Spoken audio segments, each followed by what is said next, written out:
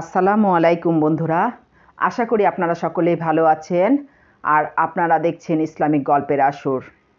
আজকে আমরা আপনাদের এমন একটি ঘটনা বলবো যেটি শোনার জন্য আপনাদেরকে আমাদের সাথে থাকতে হবে, ভিডিওটি না টেনে সম্পূর্ণ দেখতে হবে। আমাদের শেষ নবী হজরত মুহাম্মদ সাল্লাল্লাহু আলাইহি ওয়াসাল্লামের ছোট কন্যা ফাতেমার ঘটনা এটি। হজরত ফাতেমা রাদিয়াল্লাহু আনহা তখনও বড় হয়নি, ছোট ছিলেন। তখন তার সাথে এক ইহুদির মেয়ের বন্ধুত্ব হয়ে যায়। একদিন, 2 দিন না, 12 বৎসরের কাছাকাছি। ইহুদির মেয়েটা যতক্ষণ থাকে হজরত ফাতেমা কি বলেন, কিভাবে চলেন, সেগুলি ইহুদির মেয়েটা খেয়াল করতে থাকে। এভাবে হজরত ফাতেমা রাদিয়াল্লাহু আনহা ও ইহুদির মেয়ের দিন চলতে থাকে।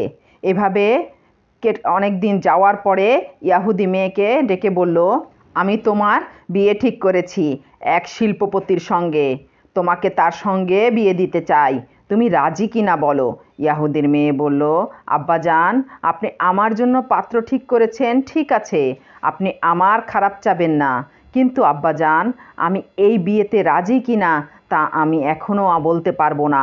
আপনি আমাকে কাল বিকেল পর্যন্ত সময় দেন, কালকে আমি আপনাকে আমার সিদ্ধান্ত জানিয়ে দেব। এই কথা বলে দৌড়িয়ে হজরত ফাতেমার কাছে এসে বলে, বোন আমার, এই জীবনে তুমি চলার পথে যে পরামর্শ দিয়েছ তা ঠিক ছিল। আমি ইহুদি, তুমি মুসলিম, কিন্তু তুমি কোনোদিন আমার ভালো ছাড়া ক্ষতি চাওনি। ও ফাতেমা, আজ তোমার কাছে একটা পরামর্শের জন্য এসেছি, এটা আমার জীবনের সিদ্ধান্ত। ফাতেমা বললেন, কি হয়েছে বলো। ইহুদি মেয়েটি বলল, আমার বাবা আমার জন্য একটা ছেলে ঠিক করে রেখেছেন। ছেলেটা ভদ্র, ভালো, টাকাওয়ালা, শিল্পপতি। আমি কি ওই বিয়েতে রাজি হব? এমন সময় ফাতেমা বলল, বোন শোনো, তুমি ইহুদি, আমি মুসলমান, তোমাদের ব্যাপারে আমি কোনো কথা বলতে পারবো না। ইহুদি মেয়েটি বলল, তুমি কোনোদিন আমাকে ভুল পরামর্শ দাওনি। বোন শোনো, তুমি শুধু বলো আমি রাজি হব কি না, আর তুমি যদি না বলো তাহলে আমি বিয়ে করব না, রাজি হব না। এবার ফাতেমা বলল, বোন শোনো, তোমার জন্য তোমার বাবা যে পাত্রের সঙ্গে বিয়ে ঠিক করেছেন তাতে তুমি রাজি হয়ে যাও।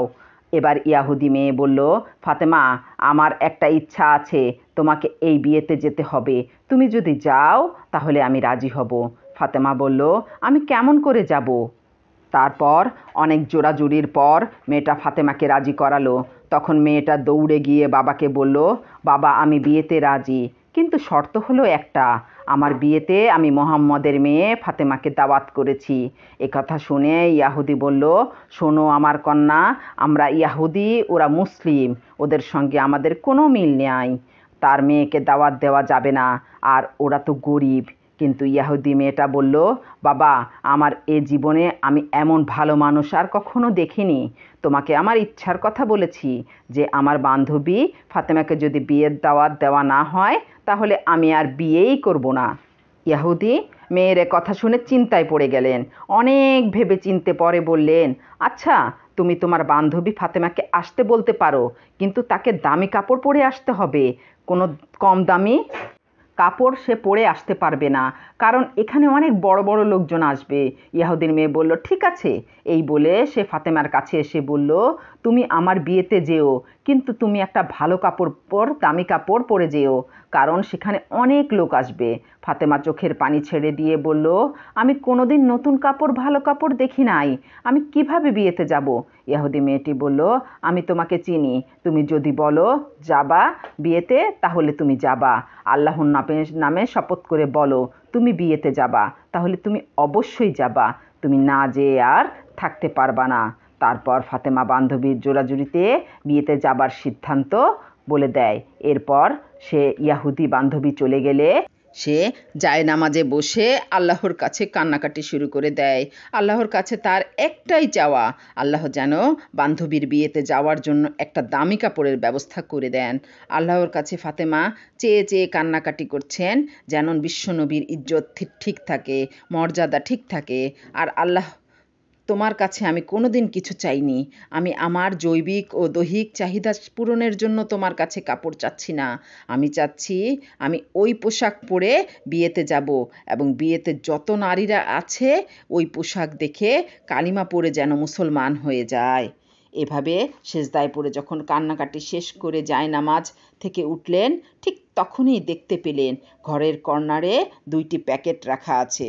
তখন তিনি দৌড়ে বাবা মুহাম্মদ সাল্লাল্লাহু আলাইহি ওয়াসাল্লামের কাছে গেলেন এবং বাবাকে জড়িয়ে ধরে বললেন, বাবা, আমি আল্লাহর কাছে কোনোদিন কিছু চাইনি।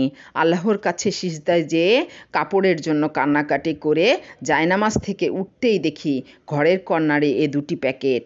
একটু খোঁজ নিয়ে দেখেন যে এই 2টি প্যাকেট কে রেখে গেছে। এ কথা শুনে হজরত মুহাম্মদ সাল্লাল্লাহু আলাইহি ওয়াসাল্লাম কাপড়ের প্যাকেট খুলতেই জিব্রাইল আলাইহিস সালাম কানে কানে বললেন, এটা জান্নাতি পোশাক। ফাতেমা রাদিয়াল্লাহু আনহু আল্লাহর কাছে চেয়েছেন আর আল্লাহ বেহেশত হতে তার জন্য এ কাপড় পাঠিয়েছেন। এ কথা শুনে মুহাম্মদ সাল্লাল্লাহু আলাইহি সাল্লাম ফাতেমাকে কপালে চুমু দিয়ে বললেন, তুমি আল্লাহর সাথে যে সম্পর্ক তৈরি করেছো এটা তার ফল। আল্লাহ তোমার দোয়া কবুল করেছেন, তিনি তোমার জন্য বেহেশত থেকে কাপড় পাঠিয়েছেন। তুমি এ কাপড় পরে অবশ্যই বিয়েতে যাবে, তবে শর্ত হলো যে তুমি অবশ্যই পর্দার সাথে সেখানে যাবে। হজরত ফাতেমা যখন সেই বিয়েতে যাবার জন্য জান্নাতি কাপড় পরিধান করলেন তখন তার সৌন্দর্য আরও বেড়ে গেল। সেই কাপড় পরে যখন ফাতেমা রাদিয়াল্লাহু আনহা যখন বিয়ের বাড়িতে গেলেন তখন তার পোশাকের ঝলকানি দেখে নববধূর দিকে না তাকিয়ে ফাতেমা রাদিয়াল্লাহু আনহার দিকে তাকিয়ে রইল এবং বলতে লাগলো, হে ফাতেমা, তোমরা তো অনেক গরিব, তুমি এ কাপড় কোথা থেকে পেলে?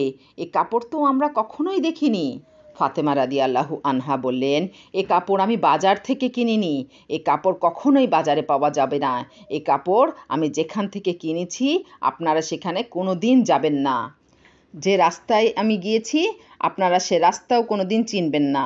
এমন সময় সেই ইয়াহুদি মহিলারা বলল, ফাতেমা, তুমি বলতে দেরি, আমরা সেই দোকান ও রাস্তা ঠিকই চিনে ফেলব। ফাতেমা, তুমি একবার বলো। তখন ফাতেমা রাদিয়াল্লাহু আনহা বলল, বোনেরা আমার, আমি যে দোকান এবং বাজার থেকে কাপড় ক্রয় করেছি তা সাধারণ কোনো দোকান বা বাজার নয় এবং কোনো রাস্তা দিয়ে সে দোকান বা বাজারে যাওয়া যায় না। সে দোকান বা রাস্তায় যেতে হলে একটি বিশেষ রাস্তা দিয়ে যেতে হয়, তার নাম হলো সিরাতুল মুস্তাকিম। যে রাস্তার জন্য আমার বাবা দাওয়াত দিয়ে যাচ্ছেন, যে রাস্তার জন্য আমার বাবা তায়েফে 3বার রক্তাক্ত হয়েছেন, যে রাস্তার জন্য আমার বাবা উম্মতি উম্মতি বলে ক্রন্দন করে, সে রাস্তা হচ্ছে সিরাতুল মুস্তাকিম। তোমরা যদি সিরাতুল মুস্তাকিমের রাস্তায় চলতে থাকো তাহলে একটি বাজার পাবে এবং তোমরা যদি সেই বাজারের ভিতর দিয়ে চলতে থাকো তাহলে একটি দোকান পাবে, সেটা হলো জান্নাত। আর তোমরা যদি জান্নাতের বাজারে চলতে থাকো তাহলে দোকানটি পেয়ে যাবে। সেই দোকানের মালিক আমাকে এই পোশাকটি উপহার হিসেবে দিয়েছেন আর সেই দোকানের নাম হলো জান্নাতুল ফেরদাউস। তখন সেই মহিলারা ফাতেমা রাদিয়াল্লাহু এর কথা শুনে বললেন, ফাতেমা, আমরা কিভাবে সেই রাস্তায় যাব? তুমি আমাদেরকে বলে দাও। অনেক তাফসিরকারীদের মতে ওই বিয়েতে অধিকাংশ মহিলারা ফাতেমা রাদিয়াল্লাহু আনহু এর পোশাকটি দেখে এতটাই বিমুগ্ধ হয়েছিল যে তারা পোশাকটি পাওয়ার জন্য জীবনও দিতে পারত। ইয়াহুদি মহিলারা যখন ফাতেমা রাদিয়াল্লাহু আনহাকে প্রশ্ন করতে থাকলেন যে সেই রাস্তায় কিভাবে যাবেন, কি করে যেতে হবে, তখন ফাতেমা রাদিয়াল্লাহু আনহা বললেন, যদি ওই বাজারে যেতে হয় তবে আমার সাথে সাথে তোমাদের একটি বাক্য বলতে হবে। তখন সেই নারীরা বলল, আমরা বলবো। কি সেই বাক্য? তখন ফাতেমা রাদিয়াল্লাহু আনহা কালেমা তাইয়্যিবা উচ্চারণ করলেন, লা ইলাহা ইল্লাল্লাহু মুহাম্মাদুর রাসূলুল্লাহ সাল্লাল্লাহু আলাইহি ওয়াসাল্লাম। তখন অনেক মহিলারা সাথে সাথে ওই বাক্য পড়ে মুসলমান হয়ে গেল। সুবহানাল্লাহ। আল্লাহ বলেন, কোনো মুমিন যদি খাস দিলে আমার কাছে কিছু চায় আমি আল্লাহ দিতে দেরি করি না। আমিন। আল্লাহ আমাদেরকে সকল এই সিরাতুল মুস্তাকিমের রাস্তায় চলার তৌফিক দান করুন। আমিন। তো বন্ধুরা, গল্পটি কেমন লাগলো তা কমেন্ট করে অবশ্যই জানাবেন। লাইক, শেয়ার এবং সাবস্ক্রাইব করতে ভুলবেন না। আপনাদের ছোট্ট একটা লাইক, কমেন্ট, সাবস্ক্রাইব আমাকে অনেক অনুপ্রাণিত হতে সাহায্য করবে। আসসালামু আলাইকুম বন্ধুরা।